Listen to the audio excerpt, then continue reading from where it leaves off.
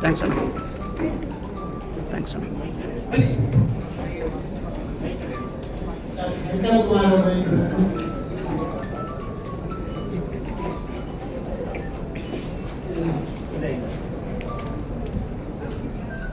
ಬಂಧುಗಳೇ, ಅಖಿಲ ಭಾರತ ಸಣ್ಣ ಸಾಹಿತ್ಯ ಪರಿಷತ್ತು ಹಾಗೂ ರಮಣಶ್ರೀ ಪ್ರತಿಷ್ಠಾನ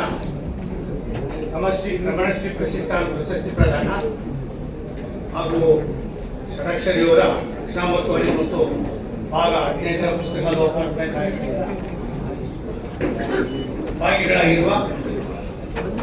ರಾಜ್ಯದ ನಾಲ್ಕಂಡ ಅಭಿವೃದ್ಧಿಯ ಚಿಂತಕರಾಗಿ ರಾಜ್ಯಕ್ಕೆ ತನ್ನದಾದಂಥ ಕೊಡುಗೆಯನ್ನು ಕೊಟ್ಟಿರ್ತಕ್ಕಂಥ ರಾಜ್ಯದ ಮಾಜಿ ಮುಖ್ಯಮಂತ್ರಿಗಳು, ಭಾರತ ಸರ್ಕಾರದ ಲೋಕಸಭಾ ಸದಸ್ಯರು, GST ತೆರಿಗೆಯನ್ನು ಕಡಿಮೆ ಮಾಡೋದಕ್ಕೆ ಎಲ್ಲ ಥರದ ಸೂಚನೆಗಳನ್ನು, ಸಲಹೆಗಳನ್ನು,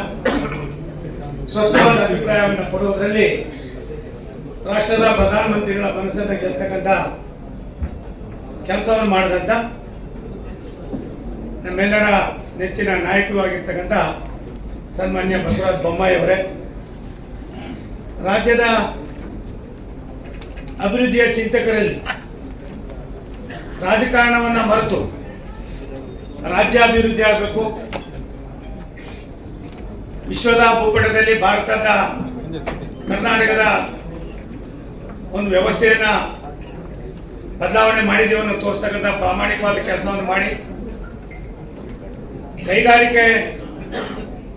ಮತ್ತು ಮೂಲಸೌಕರ್ಯ ಯಾವ ರೀತಿ ನಡೆಸ್ಬೋದು ಅನ್ನೋದಕ್ಕೆ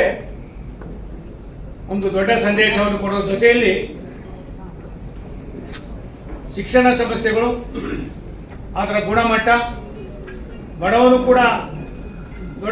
ಒಂದು ದೊಡ್ಡ ಸಂಸ್ಥೆಗಳಲ್ಲಿ ಓದ್ಬೋದು ಅನ್ನೋದಕ್ಕೆ ನಮ್ಮವರೇ ಆಗಿರ್ತಕ್ಕಂಥ ಕರ್ನಾಟಕ ಸರ್ಕಾರದ ಬೃಹತ್ ಮತ್ತು ಮಧ್ಯಮ ಕೈಗಾರಿಕಾ ಸಚಿವರು, ಮೂಲಸೌಕರ್ಯ ಅಭಿವೃದ್ಧಿ ಸಚಿವರು, ನನ್ನ ಆತ್ಮೀಯರಾಗಿರ್ತಕ್ಕಂಥ MB ಪಾಟೀಲ್ ಸಾಹೇಬ್ರವರೇ, ಈ ಕಾರ್ಯಕ್ರಮದಲ್ಲಿ ನಮ್ಮೆಲ್ಲರಿಗೂ ಕೂಡ ಈ ಕಾರ್ಯಕ್ರಮದ ಕೇಂದ್ರ ಬಿಂದು ಎಲ್ಲರ ಅಣ್ಣ ಸನ್ಮಾನ್ಯ ಷಡಕ್ಷರಿ ಅಣ್ಣ ಅವರ ಹುಟ್ಟುಹಬ್ಬದ ಸಂದರ್ಭದಲ್ಲಿ ನಾವೆಲ್ಲರೂ ಕೂಡ ಸೇರಿದ್ದೇವೆ. ಅವ್ರಿಗೂ ಕೂಡ ನಾನು ನನ್ನ ವೈಯಕ್ತಿಕವಾದ ಅಭಿನಂದನೆ ಸಲ್ಲಿಸುವ ಜೊತೆಯಲ್ಲಿ ಈ ಕಾರ್ಯಕ್ರಮದಲ್ಲಿ ಗೌರವಾನ್ವಿತ ಹಿರಿಯರಾಗಿರ್ತಕ್ಕಂಥ ಗೋರು ಚನ್ನಬಸಪ್ಪ ಸಾಹೇಬರು,